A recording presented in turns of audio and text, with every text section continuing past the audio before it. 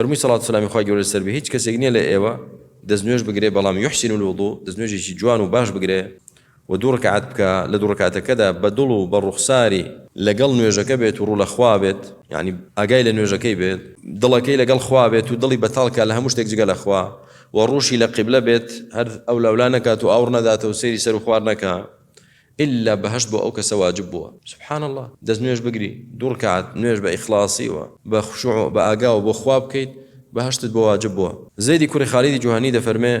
پیغمبر عليه الصلاة والسلام فرموي من توضأ فأحسن وضوءه ثم صلى ركعتين لا يسهو فيهما غفر له ما تقدم من ذنبه هر کسی دزنوش بگرید